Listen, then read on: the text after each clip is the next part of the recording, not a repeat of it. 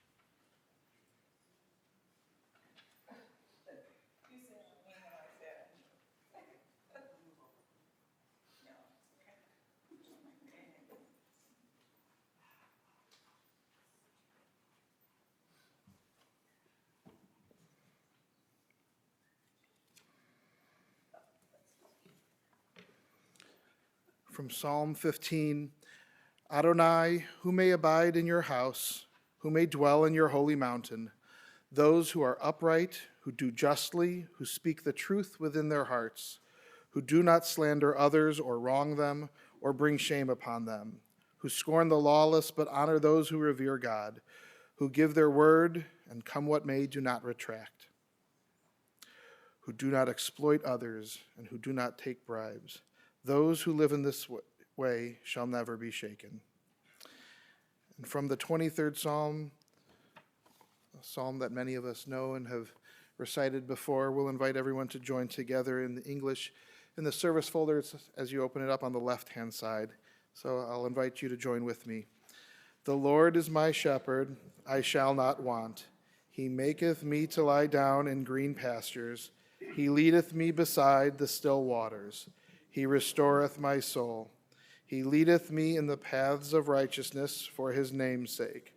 Yea, though I walk through the valley of the shadow of death, I will fear no evil, for thou art with me. Thy rod and thy staff, they comfort me. Thou preparest a table before me in the presence of mine enemies. Thou anointest my head with oil, my cup runneth over. Surely goodness and mercy shall follow me all the days of my life, and I will dwell in the house of the Lord forever.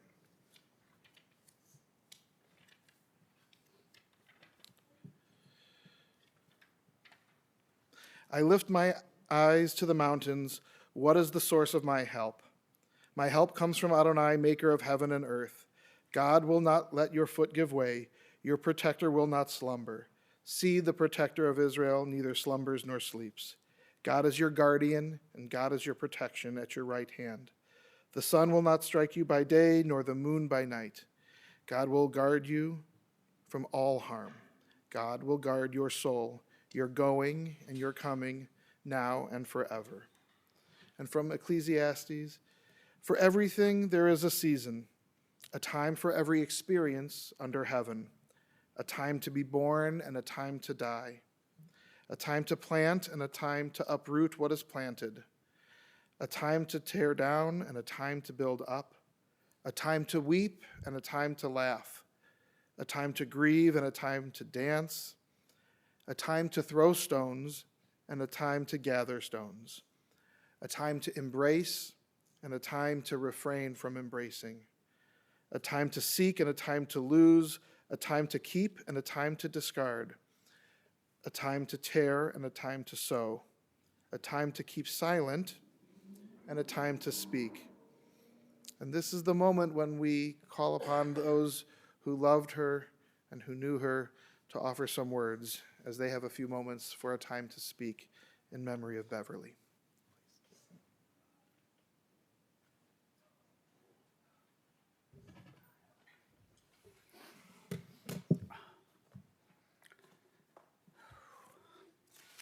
I'm a little nervous here.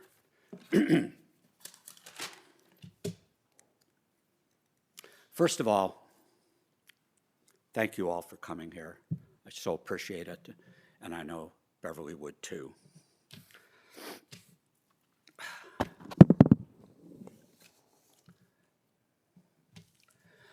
There's some people who couldn't be here, some of her closest friends who are shown in these pictures, but they'll be live streaming from a market in Minnesota.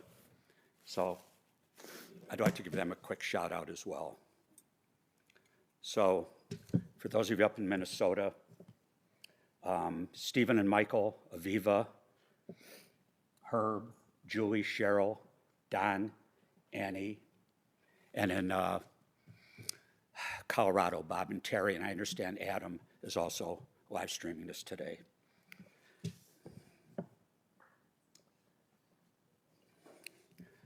"27 years ago,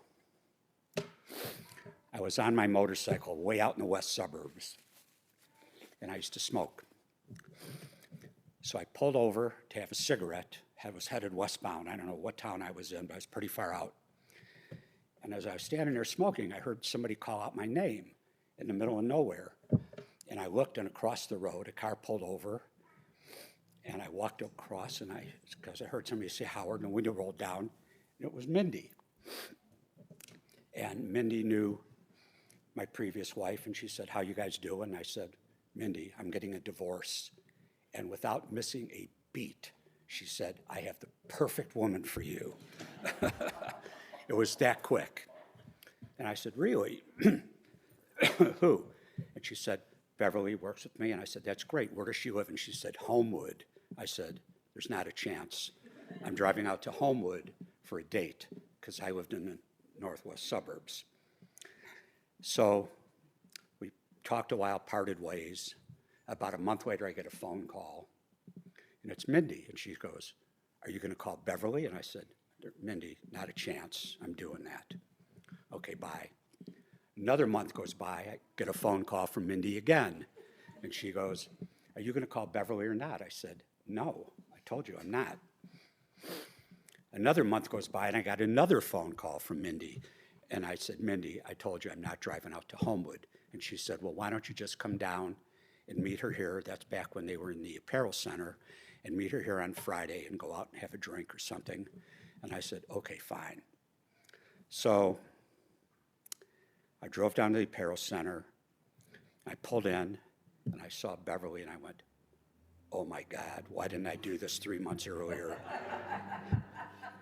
I mean, you all know Beverly. Beverly was gorgeous. And that was the start of a 27-year relationship, a wonderful relationship. So, and it turned out that on the weekends,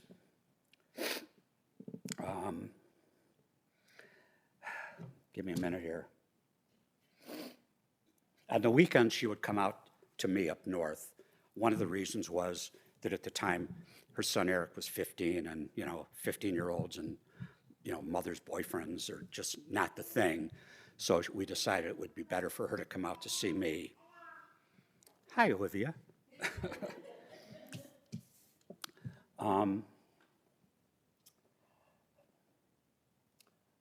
Okay. Now, when Beverly would work with Mindy, and Beverly worked very hard her whole life, and 5 times a year, they would work 29 days in a row without a day off. And part of that was travel. Beverly and Mindy would drive. They'd go out to Michigan, Indiana, Ohio, and they'd do shows, and then come back in the office, and then they'd have a show in Chicago, and then they'd come back, and then they'd have another show in Minnesota. So for, let's say a week and a half to 2 weeks, Beverly was gone 5 times a year. Now, I have to say this. When she was out of town, I never slept in the bedroom. I slept on the sofa in the living room, which I've always napped on sofas anyway in the living room. And the reason I did that is because for 27 years, whenever Beverly and I slept together, we always cuddled with each other, and I couldn't go into bed by myself. We would do, I guess, what they call spooning, where whoever was behind the other one would get up real tight and put their arm around. So if she was behind me, she would do it. If I was behind her, I would do it. So whenever she was out of town, I wouldn't go in the bedroom. And this lasted for the whole time I was with her. Maybe that's too much to say, but I had to say that. As a matter of fact, I'll tell you a story that'll go in that. In 1998, I had my first heart attack. I didn't realize I even had a heart problem. I was in a club waiting for the band to come on, and next thing I knew, I opened my eyes, and I was in a hospital bed at Northwest Memorial Hospital. And Beverly was there, and I was thinking, how did she get there? Because I knew she was out of town. With Mindy, I thought she was out of town. So, of course, she stayed with me. We had been dating for less than a year. And at some point, this nurse walked in, and she had a hypodermic needle in her hand. And Beverly went, "What's that?" And the nurse went, "That's his insulin shot." And Beverly looked up at her and went, "Wrong patient." It wasn't for me. And this just tell you how she was, what kind of person she was. She wouldn't leave me alone after that. When it came time for her to leave, she wouldn't leave. And she took me and she put me in the hospital bed. I was in their bed there, and she shoved me over to the other side of the bed. And she had me turn my back to her, and she slept with me in the hospital bed that night with her arm around me. I don't remember any nights when we didn't sleep like that, whether we were out of town, on vacation, it didn't matter. That was always the way it was.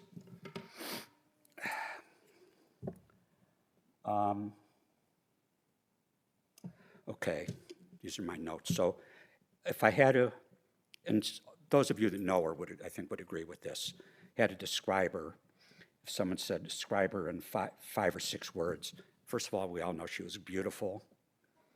Beverly was also very smart, very smart. She wasn't educated at college, but she was very smart.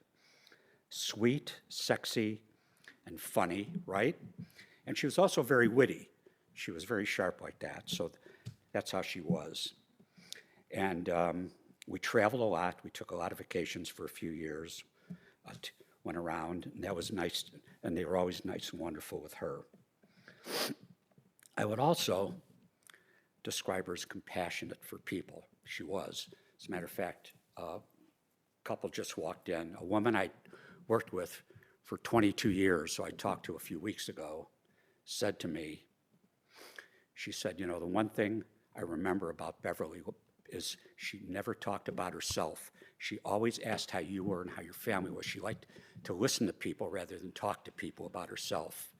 And that reminded me of something that the dog park people would know. There was a woman who used to come to the dog park, nice woman, older woman.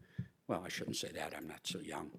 But, and she had a sick husband, and she had a great dog that I loved. Her name was Heidi, and her dog's name was Herbie. And she would get you cornered, and she would talk, and she would talk, and she would talk. And it used to drive me crazy. I couldn't wait to get away from her. I was hoping Miko would take a poop, or even her dog would take a poop, so I could use an excuse to go pick it up, just to walk away and then start talking to other people. And Beverly would sit there with her, and sometimes this woman would be there for an hour just talking and talking. And I try and get Beverly away by giving her little hints to try and draw her away, and she would just ignore me. And then one day she said to me, you know, you can do what you want, but this woman is lonely. She has nobody to talk to. So if I want to sit and just listen to her, what's the harm?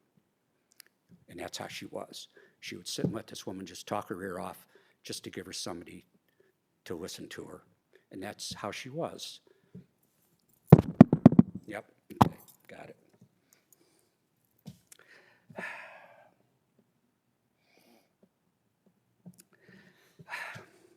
You know,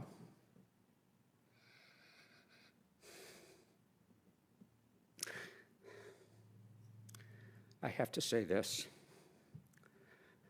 I couldn't have asked for much more in a woman. I just really couldn't have.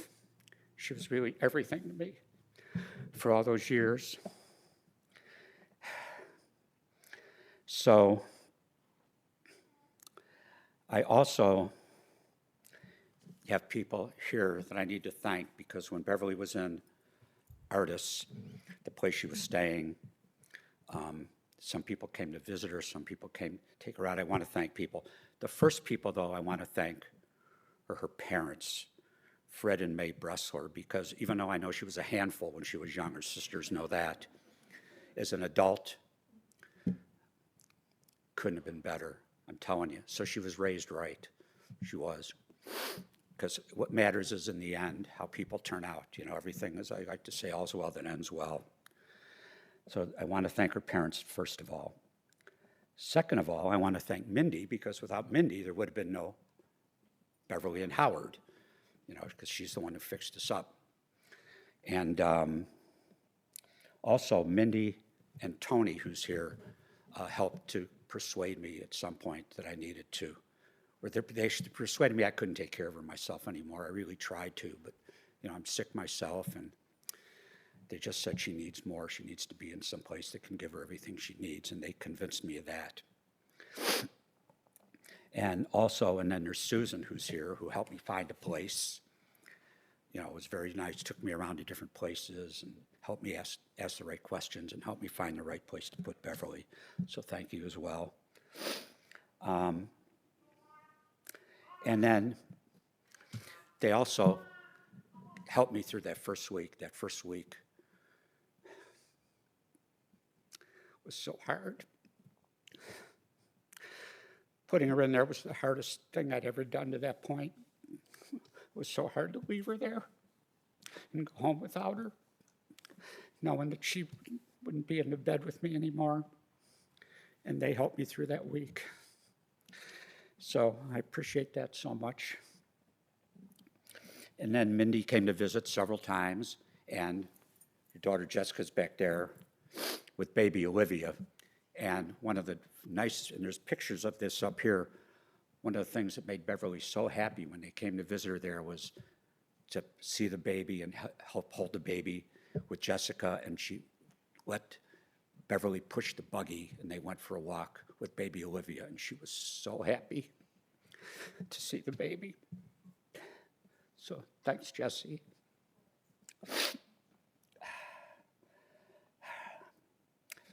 Eric, her son Eric and Val came up to see her from Murray, Kentucky. And Beverly was so proud of you, and she loved Val so much. I mean, it meant so much to her to see you. She loved to listen to you.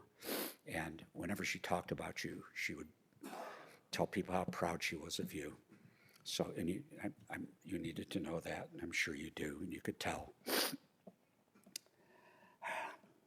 The family, Lenny and Renee and 80, and also, pardon me for sniffling.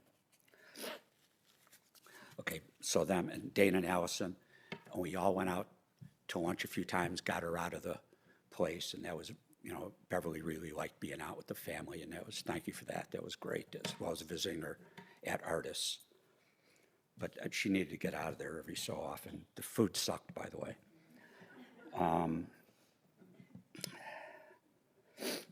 Dana and Jeanette because they would get Beverly out, go out for walks when she would tell me no all the time. When I'd say, do you want to go out? She'd go, no, but Dana could get her to go out and Jeanette could get her to go out. And there's also, I think, in the video, you'll probably see a video of me walking behind with my cell phone. I have a picture of Beverly and Dana walking with their arms around each other, and also Beverly and Jeanette walking, holding hands. Thank you for that. Vicky, our good friend Vicky, who came to visit Beverly and brought the doggies with. Our dog is married to their dog. There's also a picture there. We had a wedding in the dog park, and Vicky kept saying, why don't you bring the dogs? Why don't you bring the dogs? And I was hesitant. I didn't know what to do because my dog barks at people. Her dog is great. My dog barks. But she came one day, and she brought Miko and Griffey, and that was great. Beverly really enjoyed that. So thanks for that, Vicky.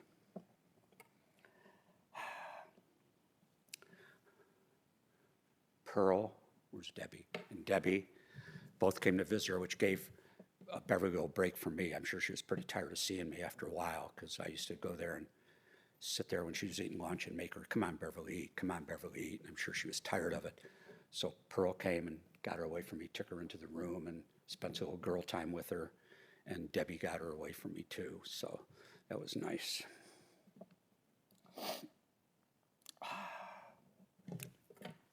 Sorry. Adam, if you're watching, Adam came by with his son Ezra when they were in town looking at colleges and came by to see Beverly, which I thought was great. I didn't even think she would recognize him, and she did. So what the situation is Renee had triplets. She has Dana and Allison, who are twins, and Adam is the fraternal brother. So I refer to them as the twins and the fraternal brother. And every time I go twins, they go, no, triplets. Well, so thanks to Adam. Okay, and then to get her out, where's Bonnie and Richard? Okay, Bonnie and Richard called and said, let's go out to dinner. You know, let's just get her out of there, take her out to dinner one night. So we did. Actually, it was 6 of us because Mindy and Larry were there too. And that was nice, to get her out of the place. Whenever I could get her out and get her a decent meal to eat, it was great because I'm telling you, the food there was terrible. As it is in all those places, I'm sure.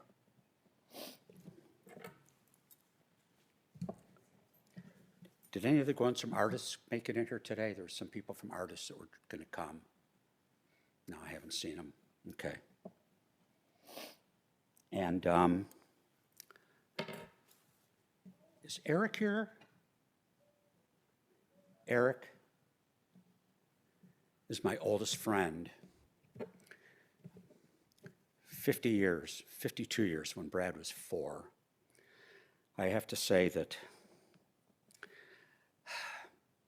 Eric's helped to take care of me since Beverly died, and even some before.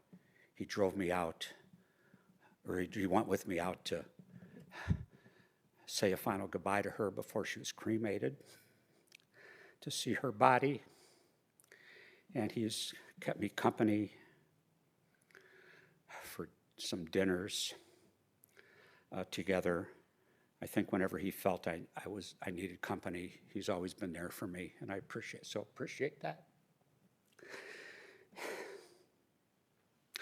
Finally, I'm so grateful for the time that I had with her. It's just the most wonderful time of my life for a lot of years. I love you, sweetheart. I miss you. I miss you so badly. But I know she's in a better place because dementia is an ugly, ugly disease, and she didn't have to suffer through that for years. So here we are to celebrate her life. And those of you that know her know she had a good life. So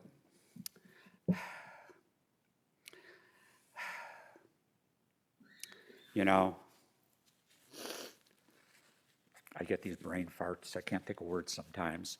I went to see a woman this week, somebody remind me, what do you call it? Huh? A psychic thing. I did that. Yeah, I did. I went to see a psychic, and she channeled Beverly, and I know she's here with us today. I know she's with me, and I know she's with all of you. And I know she's so glad that you're here, and I know all of you miss her. So, thanks, baby, for all that we had together. I gotta sit down before I fall down. Mindy.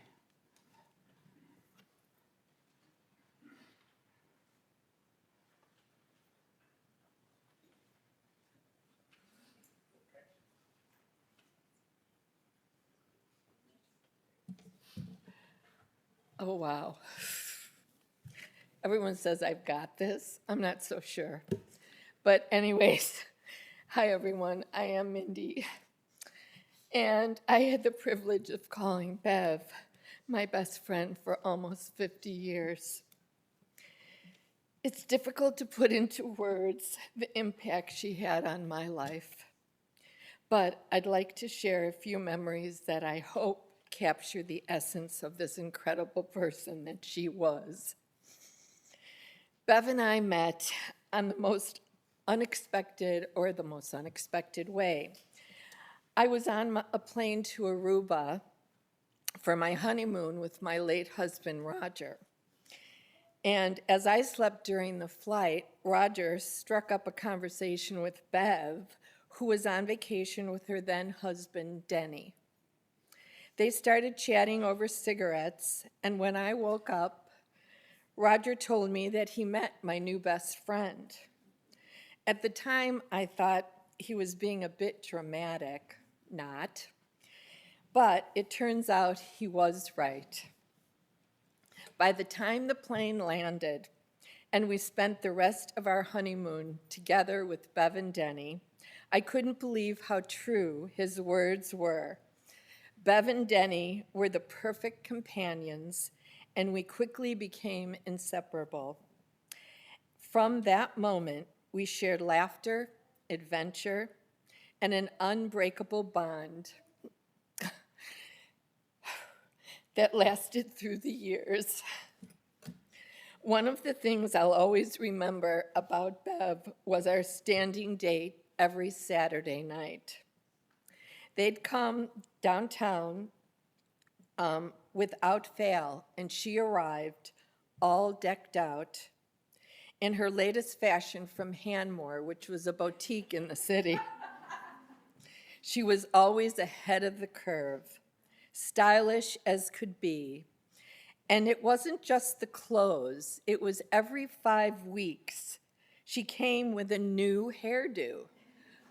I'm like, really? I had long blonde hair, kind of Peter, Paul, and Mary, didn't wear nail polish, didn't wear lipstick, and here Bev came with the lipstick and the long nails, and she was really beautiful. She was a vibe, really a vibe, to say the least, and I never knew how she kept up with all the latest trends, but she did. Her love for fashion would help me out down the line. But our friendship wasn't just about fun and fashion.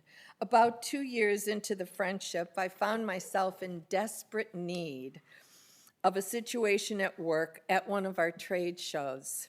I needed help, and Bev was the first person I called. She was apprehensive at first, but I told her to just follow my lead, be a parrot, do what I do, and follow it. She did. That was the beginning of our professional partnership. From that moment on, Bev worked with me at every trade show, and it became a thing. She was by my side through it all, through the challenges, the triumphs, and everything in between. And as our work together continued, Bev's love for fashion blossomed. She decided she wanted to stay with it and get a part-time job, and I offered it to her. And the rest, as they say, is history. She truly found her calling, and we got to experience it all together, the ups and the downs, and there were many. Of course, anyone who knew Bev and knows me, the road trips were never just about getting from A to point B. They were about laughter, heavy therapy sessions, and getting lost. One of the most memorable trips was to Livonia, Michigan. We were deep in conversation, as we always were, and somehow lost track of time and our bearings. One of our colleagues called because we should have been in Michigan hours ago, and he said, "Where are you?" And we both looked at each other and we go, "We don't know." At that point, we didn't have GPS, just a trusty MapQuest printout. Turns out we were hours off course. When we pulled into the gas station to ask where we were, the attendant informed us that we were in Ohio. So we had spent 2.5 hours going in the wrong direction. Typical for us, though, and our road mishaps, but we always managed to laugh it off, hysterically laugh it off, going, "Are we idiots or what? We are so directionally challenged," and we were. She couldn't read a map, I couldn't read a map, and it was really bad till Garmin came out and we called her Louise, and she would get us to and from. "Louise, are we on track?" And she'd talk to us. And then there was a time we ran out of gas on another road trip to Michigan. And Bev kept asking, "How are we on gas?" And I kept reassuring, "Don't worry, we have enough." "Well, how much?" I go, "We have 1/4 of a tank, so we'll stop at the next gas station." Well, we didn't. And as we were driving, the car was stalling in the middle of the tollway, making funny noises, and before I knew it, I had no brakes, pulled over to the side, and called for help in 20 below zero weather. We sat in the car and shivered. I said, "Well, no problem, we'll call AAA." Call AAA. "Hello, we're stalled on the tollway." "Well, where are you?" I looked at Bev, "Where are we?" She goes, "I don't know." I went, "Oh my God, I'll call you back." Well, she had the North Face long coat. She had the good boots on. And I said, "Bev, there's a bridge up there that has a sign. If you could get to that bridge, or do you want me to do it?" She goes, "No problem, I have the North Face on." So she had the long North Face on. She went all the way, I don't know, maybe 6 blocks, I'm guesstimating. She got up there and I see her coming back and it is freezing cold. She gets in the car, she goes, "It means nothing. It's trail road." And I went, oh my God. So what we ended up doing is we pulled over and she said, "So you didn't have enough gas, did you?" And in a stern tone. And she stared at me and I had to admit, nope, it turns out we didn't. And we called our friend Bonnie. Bonnie Atlas was our savior, who came to the rescue with a gallon of gas, and there's a lot more to that, but she came to the rescue with a gallon of gas and got us to the next station, and our road escapade was legendary. And we were often referred to as Lucy and Ethel. And honestly, that was pretty much the perfect nickname for us because every trip was filled with humor and chaos. It wasn't a road trip without getting lost or running out of gas. These are just a few of the countless stories I have with Bev, stories that will live on forever in my heart. She wasn't just my best friend, she was my partner in crime, my confidant, and my soul sister. She brought joy and laughter and love into every corner of my life, along with stubbornness. Oh my God. Of course, that was part of her personality. I will always miss my dear Ethel. If it, if it weren't for the cigarette on a plane to Aruba, I would have missed out on this crazy, beautiful friend that was Beverly. Sometimes AKA Bevilacqua, Laki, Lacaloma, my dear friend, I will miss you more than words can say. Thank you for all the laughter, for your unwavering love, and for being my best friend in every way. You'll always have a place in my heart. Thank you.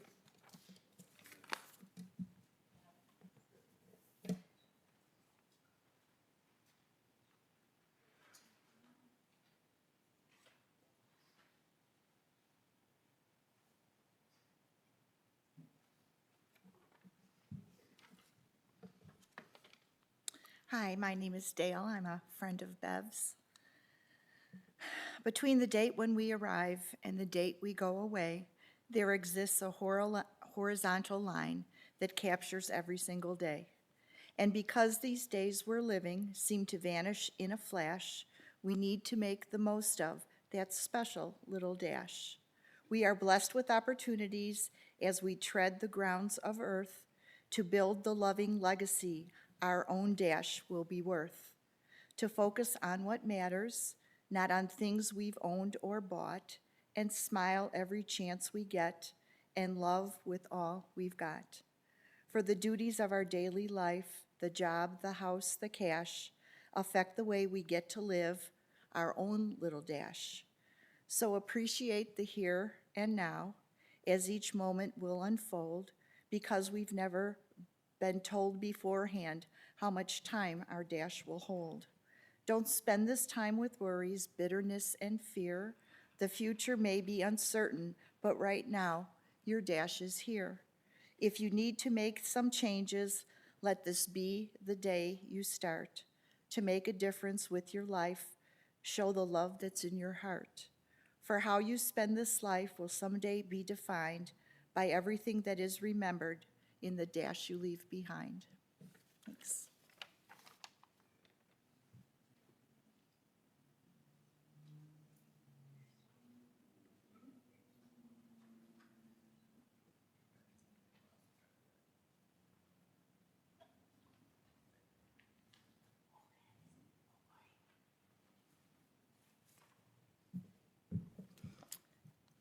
This light's really bright. Hi.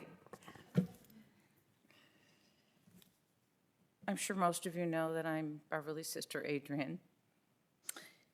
And forgive me, this is really hard. Howard shared with you his time with Bev and Mindy hers. I'm going to give you a glimpse from inside our family dynamics, plus a few extra things thrown in. Even though I can talk a lot, a family trait, my thoughts and reflections are best expressed in writing.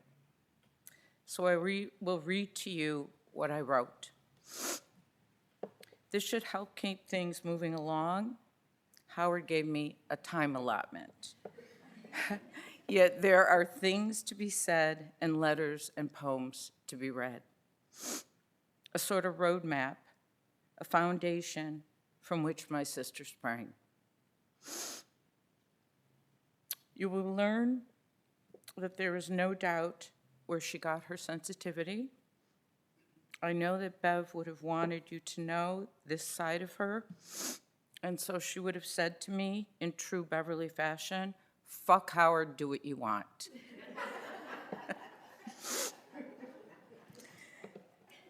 Some of you knew Beverly casually, and some intimately. some for a long time, some short, and some not at all.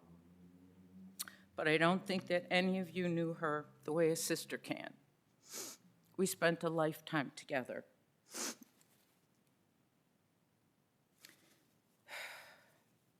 I don't know too many people who can say they always got along with and liked, let alone loved, their siblings through their lives. I did. Well, except when we were growing up. She tried to smother me with a pillow in my crib, and she called Renee names and belittled her. Renee did her homework, and I did her chores. Mom used to chase her around the house with a broom because she was so disobedient. Bev would just laugh and say, "What are you going to do, punish me? I don't care. Go ahead and try." Oh, where am I? Okay, sorry. Bev was a little devil from the time she was born. She was a sassy little girl, and she entered her teens. She only cared about herself and her friends. But then she matured into a lovely and loyal sister. And I know she had special connections with so many of you here today. She went from only caring about herself to caring about others, as displayed in her gestures and acts of kindness. You could count on a little gift from Beverly to let you know that she sees you and that you matter.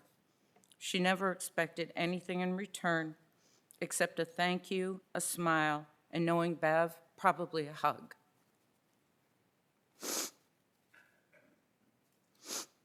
She told you what she thought, whether you liked it or not, stubborn and set in her ways. Those who knew her well were aware that it was her way or the highway. Obstinate and unwavering, all the while wearing her heart on her sleeve. Bev was funny and quirky, from her made-up words and sayings to her expressions and her own sense of style. She danced to the beat of her own drummer. While I'm on the subject of dancing, many of you know how Bev loved to dance. Even as her disease began to rob her of so much of who she was, she didn't skip a beat. We went shopping for a new pair of jeans. She wasn't interested in anything in the store except the music that was playing, and she was jamming in the aisles.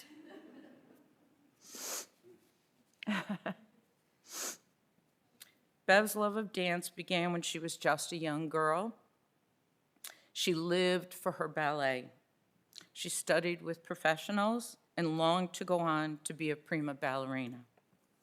Sadly, she developed a condition in her knees and had to stop, but she certainly went on to become a diva. You can only imagine how much ballet meant to her. Amongst her mementos, I found her pink satin toe shoes.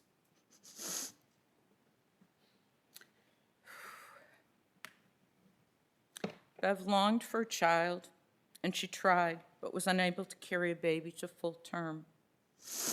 She turned to adoption. On March 17th, her wishes became a reality with the birth and adoption of her son, Eric. While he was the joy of her life, it was not an easy path. She worked full-time. Mindy already told you about all that. Drove a lot, and pretty much raised Eric herself. She was, however, so grateful that she got all the help from our mom. Bev advocated for Eric tirelessly and endlessly with the school system and the specialists to understand and improve things for him. She pushed Eric into Little League, while all he really wanted to do was read, learn history and science, and of course, play video games.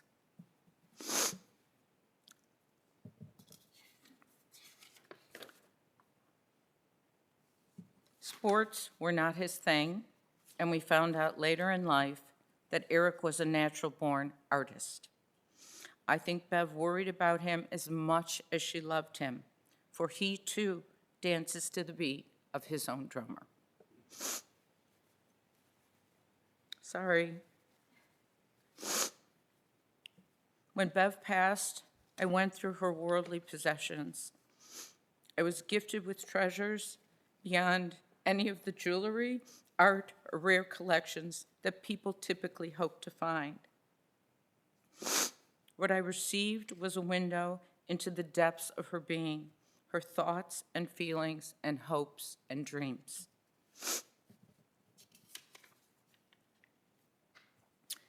I mentioned earlier that there were some letters and poems that need to be read. Back in September of 1987, Beverly and my father had a conversation, and I'm going to read you from her notes as it was written. On the above date, at approximately 11 a.m., my father and I had the following conversation. He prefaced our whole conversation, knowing me, with, "I'm not planning on dying tomorrow, but even if I live another 20 years, I would like the following." He told me about a song he loved and that he would like it played at his funeral. And if playing it was not allowed, he would like the words sung and, read aloud. "When I grow too old to dream." She said, "I think he means this is for my mom, as he continually told me how wonderful she is and how much he loves her." He said to me, "I used to be an emotional fool, and now I'm an emotional old fool." That he just wanted to go through life liking everyone and disliking no one. And if there were people that bothered him a bit, he would just choose to stay away from them rather than to be with them and have those negative feelings. She adds, and I might add, he did do this, but there were very few people that bothered him as he let things just roll off him. He was forgiving and kind and is the nicest man I have ever met, bar none. He also told me how much he loved my grandmother, my mother's mother, and that his emotions were expressed well in a poem that he wrote about her when she passed, and that he would like this poem read at his funeral as well. Also, he wanted to have the poem that he wrote about Aunt Pearl. She says, "He is an extremely emotional and sensitive man, and said he didn't want to say anything to anyone, to Mom, Renee, or Adie, as they might not understand, so he chose me, the person closest to him emotionally, meaning I'm an emotional mush also." We both cried as we sat on the sun porch of their condo. All I could say was that I understood, I would take care of it, and that I loved him very, very, very much, and that I hoped that my son being with him rather often, as critical as he was of him, that possibly some of his sensitivity would rub off. He hugged and kissed, we hugged and kissed, and I have to say that I am thankful for this conversation we had, how close and loving I felt to him. I will remember it always with warmth and understanding.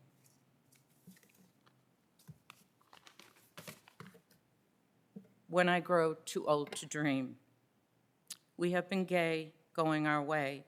Life has been beautiful. We have been young. After you've gone, life will go on, like an old song we have sung. When I grow too old to dream, I'll have you to remember.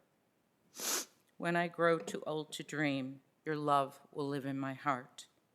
So kiss me, my sweet, and so let us part. And when I grow too old to dream, that kiss will live in my heart. And when I grow too old to dream, your love will live in my heart. I have another letter that Beverly wrote to Mom and Dad around about August 1988. Keep you both around forever, and that's what I'd like to do. I know it isn't possible, though I would like you to. You're always there for me, and every time with love, caring and understanding, parents to be proud of. We've had our ups and downs, to that there is no doubt. I'm crazy and you put up with me because you knew what I'm about. Attached is what I am. No one loves you more. I don't know why and I don't care. To you, my heart I pour. I always have these feelings, though the scare pushed me to write. Eric and Den love you both also. We do with all our might. See, I'm not an emotional weakling. I thought I handled myself just fine.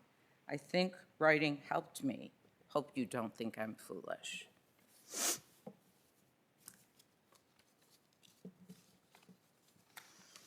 My father wrote back, my daughter Beverly, who when in your youth were a bitch to keep up with, and your friends seemed to mean more to you than your family. Who when in your teens was still a bitch and a rebel, but you started to mellow.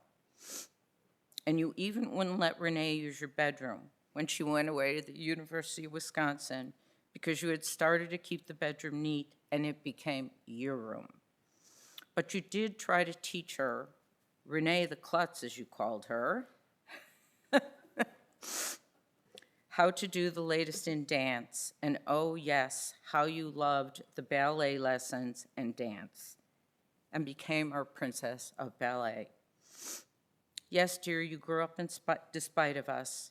You become a young, concerned lady, and family meant more to you, even to the point that your son was soon to become a genius because of Denny and yours tutoring. We think very much of how your concern only helped us when your mother or I didn't feel in the best of moods. And yes, you became a lady, and I dropped your bitch rating. We always said it like it was. What else can I say except we love you very much, and yes, we can say we don't blame ourselves for loving you. Your ever-loving father. Daddy passed away 8 months after that. Our father chose Beverly to hold these precious feelings sacred. Once Bev started to fade away, she would often say to me that she wanted to go home to Mommy and Daddy. Now I think you can understand why. On October 31st, Bev had a calm afternoon, a bite to eat, and then went back to her room, got into bed, curled up into a ball like a baby, and passed over peacefully. With Beverly's passing, all of this love was released into the universe. I know that Bev's wish would be for all of us to be touched by this, open our hearts, reach out for some of that special stardust, and spread this love all around us. And so, my sweet sister, you are reunited with Mommy and Daddy now. You will live in my heart and the hearts of so many others forever. Amen.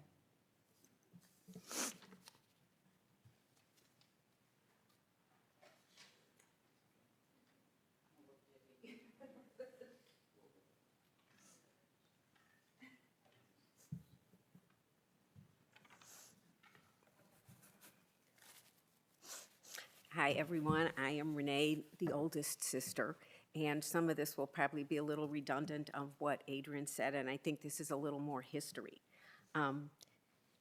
Bev's childhood desire was to become a ballerina, but she developed something called Osgood-Schlatter disease, which meant that her dream became impossible, and I think that was her first major disappointment in life.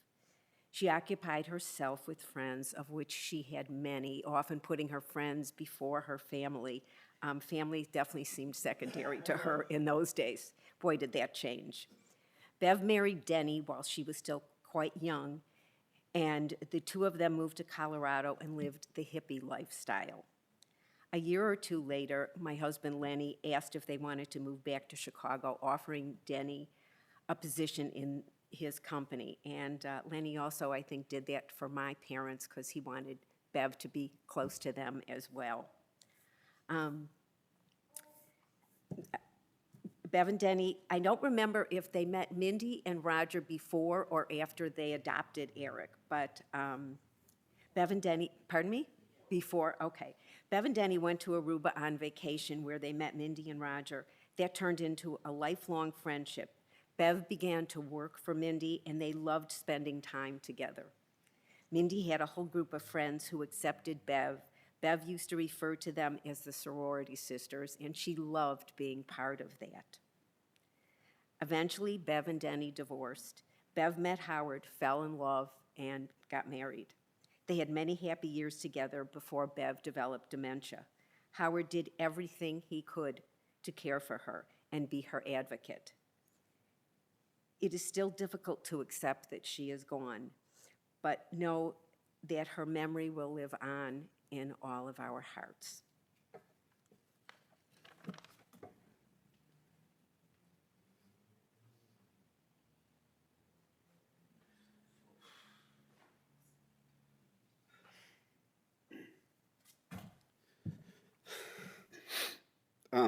Sorry. I'm not going to talk long because I could talk for days about her. I think everyone in here could talk for 3 days, one after the other, and we'd maybe get somewhat close to the complex person that was my mom. She was unique. I owe everything to her. I've never known anyone that was like her. She had this mix of love and personality and absolute weirdness that was just, it showed through. Whether she was working in the showroom, and even after I grew up and I was living in Chicago, I would come and visit because it was always just wonderful to see her just in that space. Whether it was her either trying to get me to swing at the stupid baseball just once, or encouraging any one of my fleeting, strange hobbies, not just encouraging, but supporting. She's behind me the whole way. Or waking me up at 3 a.m. to feed me a peanut butter, jelly, and neuroses sandwich. But it sums up Mom. And I think it means more to me because, sorry, because she adopted me into the family. She chose me. And she made sure that through being married to Denny Barbineau, which is not easy, and then raising Erica Barbineau, which is even worse, she actually joked that sometimes she said Grandma would tell her that, I sincerely hope that you have a child just like me, and she'd go, and she would go, and Eric, you did it. And then meeting Howard, and she met Howard when she and I were having our hardest, but you made her happy. And she was always there for me. And so I'm not going to go on. I don't think I could. I just miss her, and I'm glad everyone's here. That's all I have.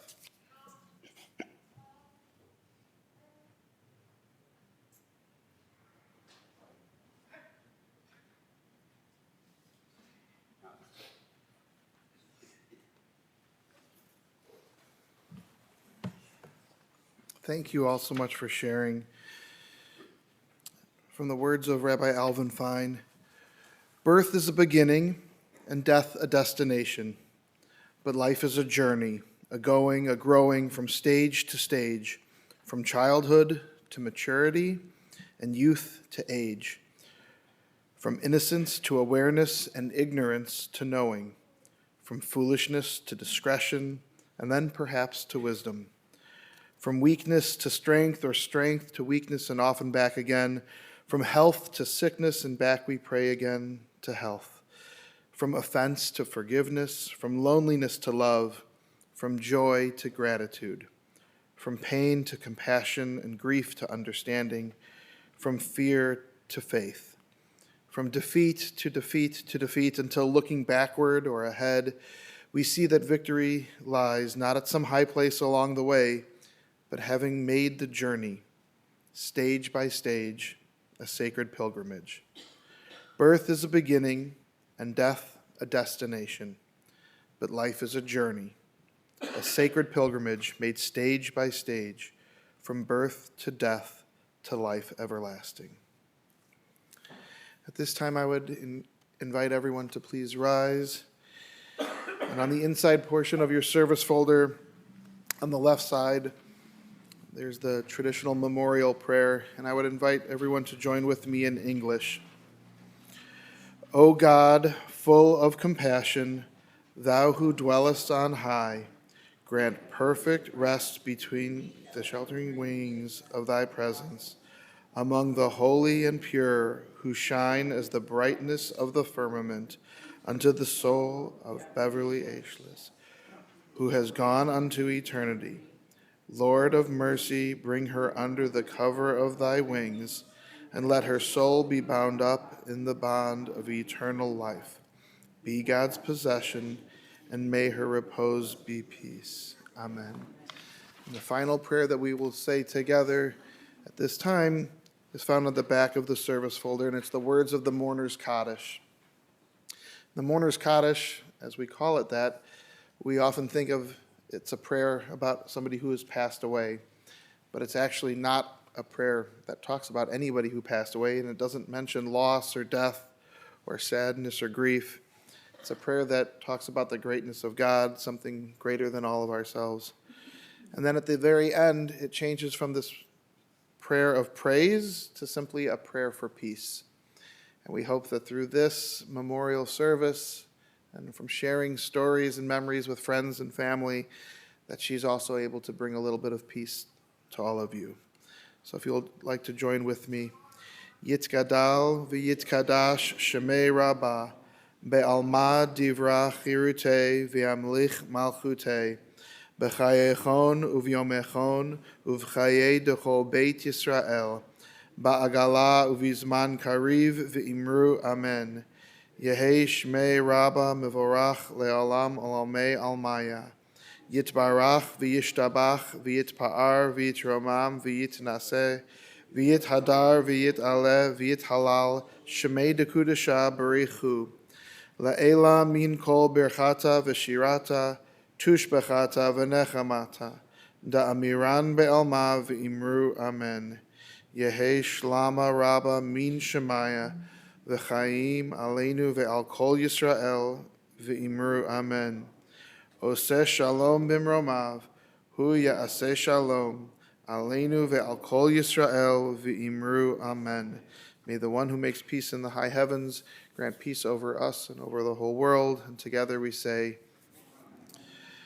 and just as a reminder, the information is in the service folder and available online for those of you joining us on the live stream. The family has requested that any memorial contributions in Beverly's memory to the Alzheimer's Association, the Chicago chapter, and that information is there. Friends, this does conclude the services here in the chapel. From here, we'll invite everyone, and I'll first lead the family and bring them into the room on the opposite side of the lobby. But we'll invite everyone for Shiva, for a meal of consolation and gathering in that space. Thank you.